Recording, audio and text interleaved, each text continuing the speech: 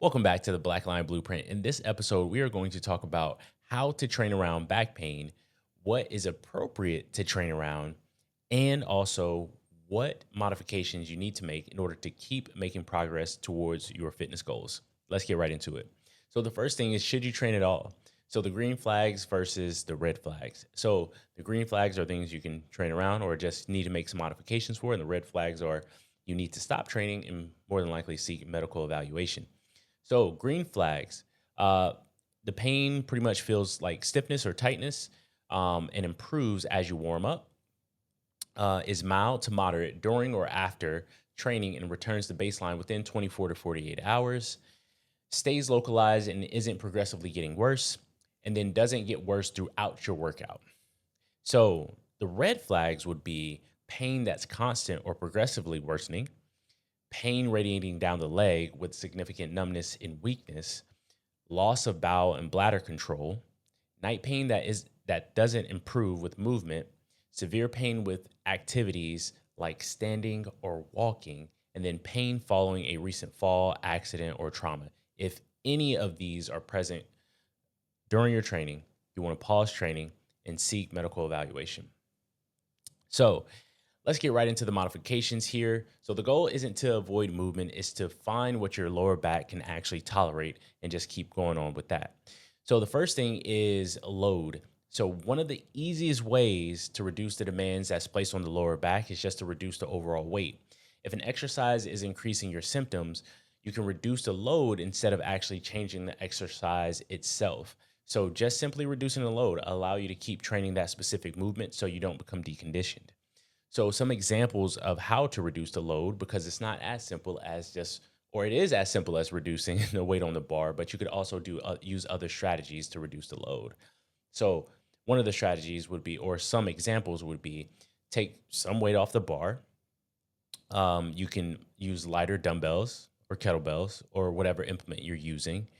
You can decide to shift from heavier sets. So instead of doing 3 sets of 5 reps, you can do 3 sets of 10 reps. And that's only if your back tolerates that higher repetition range.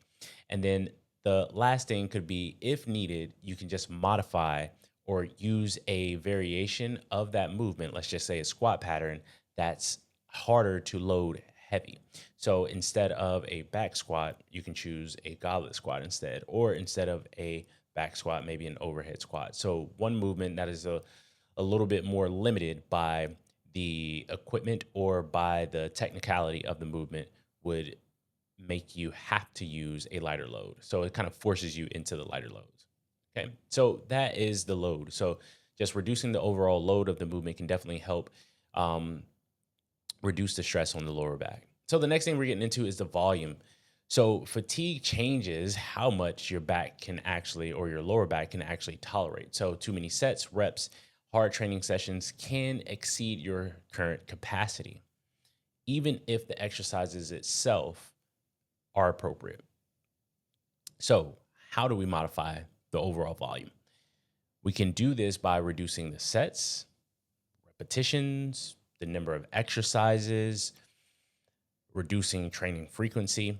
So, how do we reduce the sets? Instead of, let's just say, doing 5 sets of 5 repetitions, we can do 3 sets of 5 repetitions. Instead of doing 3 sets of 10 reps, maybe we can do 3 sets of 5 reps. And this is kind of in contrast to what we talked about with the load, but we're just reducing the overall volume. So that way we have more capacity, or we're reducing the volume to go to our current level of capacity. All right.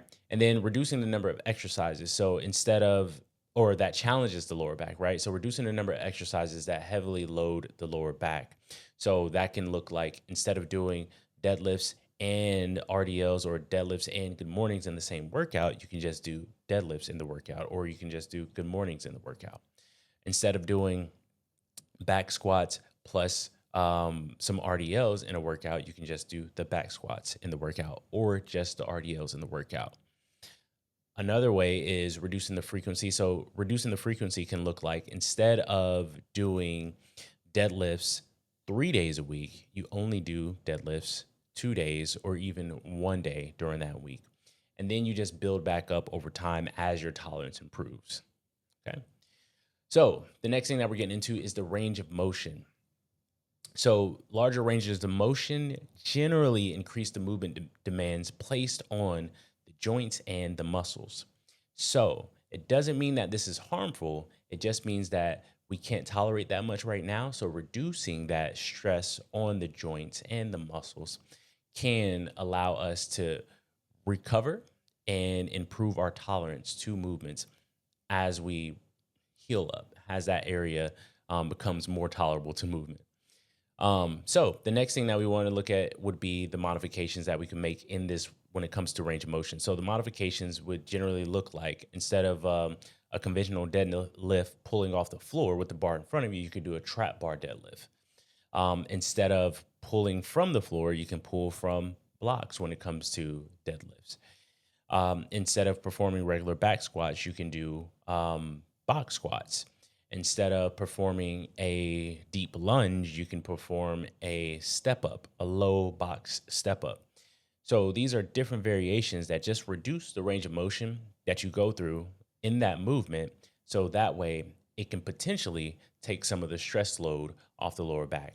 You just have to figure out which variation actually works for you, because depending on your anatomy and your body type, it will change on how you actually move through certain movements. So some alternative variations when it comes to these movements may not actually work well for you, and you may need to use a different variation. So you just have to figure out, play around with what movement variations would work for you. But when you reduce the range of motion, it can definitely help. All right. So the next thing that we're getting into is the tempo. So faster movements increase the rate at which force is applied and generally require greater control and capacity. So slowing the movement can improve control and often makes exercise tolerance a little bit easier.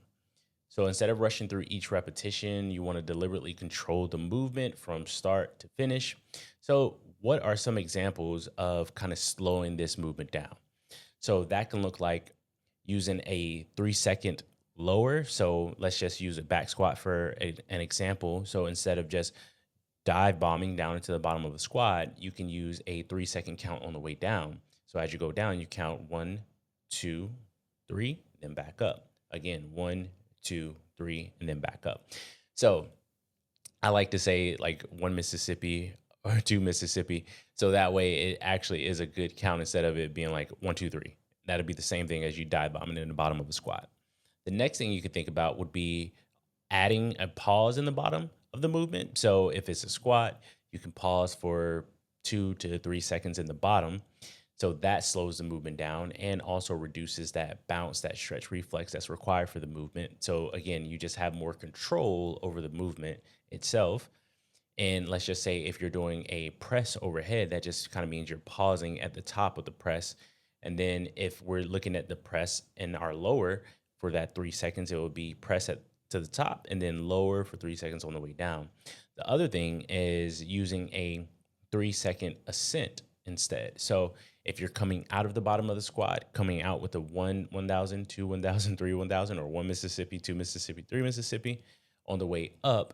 And the same thing if you're pressing. So pressing off of the shoulders, let's just say you're going 3 seconds on the way up. So using those different strategies, you can mix and match. You can add a 3 second lower plus pauses. You can add a 3 second lower and a 3 second up. It all depends on what you're actually trying to get out of it and what feels good to you. Remember, these are just general guidelines that I have used and I have seen work, and then also just how the body normally responds when it comes to the speed of the movement. Okay, so you got to pick and choose. You got to fill out what actually works for you in your situation. All right, so the next thing that we're going to get into is exercise selection. So if adjusting the load, the volume, and the range of motion isn't enough, changing the exercise itself is often the next step. So the goal isn't to stop training or movement pattern. It's to find the variation that better matches your current tolerance while continuing to build strength. So these exercises, they aren't magical exercises. They just change how the body is loaded. And again, it will depend on you. So some examples would be doing a front squat instead of a back squat. And oftentimes, the front squat would encourage more of an upright torso compared to the back squat movement, which would encourage more of an incline of your torso, which can cause more stress load on the lower back when you're performing that movement. So the other variation would be a heel elevated squat. So again, this can change where the load is primarily focused to more so the knees with the heel elevated compared to the hips and the lower back when you're just doing non-heel elevated squats. The other thing would be the split squats or a step up instead of bilateral squats. So basically a single leg movement instead of a bilateral squat. So instead of, let's just say, back squats, maybe you do back rack reverse lunges. And potentially you might have more, again, of an upright torso throughout this movement. And that can prevent some of the stress load that goes on the lower back. So a little caveat to that would be that if you have hip mobility issues, this may actually cause you more discomfort in your lower back. So that's why these are just kind of general guidelines on things that you can try out in order to reduce the stress on the lower back, in order to reduce that pain and allow your lower back to recover and build back up that tolerance. So that way you can keep training the way that you want to train. So those were the primary modifications. And another really important point is the recovery capacity. So your ability to tolerate training isn't about the training itself. It's about like how well you can, one, tolerate and recover from that training. So if you have poor sleep, high stress, inadequate nutrition, and insufficient recovery, then all that reduces your ability to tolerate training load and training volume overall. So sometimes just improving your recovery itself can be enough in order to build your tolerance in your lower back to be able to train the movements that you want to train. So now we're going to get into how to progress. So as your symptoms improve, you want to gradually increase your load. So from week to week, let's just say it might be 5 to 10 pounds that you add on to the bar or with the dumbbells or kettlebells or whatever implement that you're using, instead of making big jumps because you've one week you reduce the load and then the next week you feel better and then you jump straight back into where you were when you left off. Not a good idea. The next thing is to slowly restore your range of motion. So let's just say you did 4 weeks of box squats, your back is feeling great, and then you just decide to go straight back into the regular squats. Might not be the best idea. Maybe you just reduce the box height for that movement, or maybe you just do your squats, but you pause before you get to that end range that you were at before. Okay, you don't want to just jump straight back into it because, again, your body needs to build up that tolerance to that movement pattern or that range of motion that you had beforehand. The next thing is add volume over time. So you don't just jump straight back into, if you were doing, let's just say 5 sets of 10 reps, but now you're down to 3 sets of 10 reps. You don't do it for 2 weeks and then jump straight back into 5 sets of 10 reps. What you would do would be maybe over the course of 4 weeks, you do 3 sets of 10. And then over the next 4 weeks, maybe you do 4 sets of 10. And then on that next following 4 weeks, you could do maybe 5 sets of 10 as you continue to go through it. So that's just one example of giving your body time to adapt and to tolerate the volume over an extended period of time. And then the final thing would be to progress back to more demanding exercise variations within their well-tolerated limits. So again, if you converted to a goblet squat and then you worked into a front squat and then you work back into a back squat, that would be an example of progressively working your way back into the movement variation that you actually want to do. So you also want to check your response to the modifications that you're making. So signs your modifications are working include your pain stays relatively stable during the workout rather than progressively worsening. So if you're doing your back squats or you're doing your bot squats now because you decided to reduce the range of motion and it stays stable, it's not getting worse, you have a good amount of load on the bar, you're doing a good amount of repetitions, and the pain isn't getting worse, you're probably in a good spot. But if you made that modification and it's getting worse, then maybe that's not the modification that you need to make. Maybe it might need to be the movement modification, or maybe you need to make the load modification. Your symptom returns. So another thing is your symptoms return to your normal baseline within 24 to 48 hours after training. So let's just say that maybe you do get some stiffness after that session, like we talked about with the green flags, but within the 24 to 48-hour range, you're back to normal and you're able to squat again on Wednesday when you did another set of squats on Monday, then you're in a good place because that just might be normal training fatigue for you and just where you are at the moment. So the next thing would be everyday activities become easier over time. So again, if you're just doing this stuff, you're working out in order to improve your quality of life. So if let's just say beforehand, just bending, reaching into cabinets and picking things up off the floor was irritating you, but now those things aren't irritating you as much anymore, that might be another good sign that you're making progress. Or it could just be picking up weights off of the floor at the gym. So if you're at the end of your session, you're clearing off the barbell for deadlifts or whatnot, or clearing off the barbell for back squats, and that's always a hassle because your back is just really irritated during that time. But as you continue, as you made these modifications, and then you start to adjust, and you feel that, oh, okay, well, this isn't as hard as it was before. That's a good place that you're in. Another thing is you're gradually able to lift more weight, perform more work, or return to your more challenging exercises with fewer symptoms. Okay, so you're able to lift more. So again, you're adding weight each week, and you're perfectly fine with that. You're not getting any more symptoms, or you're gradually increasing your volume and you're not getting more symptoms. So now, again, if your pain continues to worsen during every workout, doesn't settle within a couple of days, or your overall tolerance continues to decline despite making appropriate modifications, it's time to reassess your program or seek guidance from a qualified healthcare professional.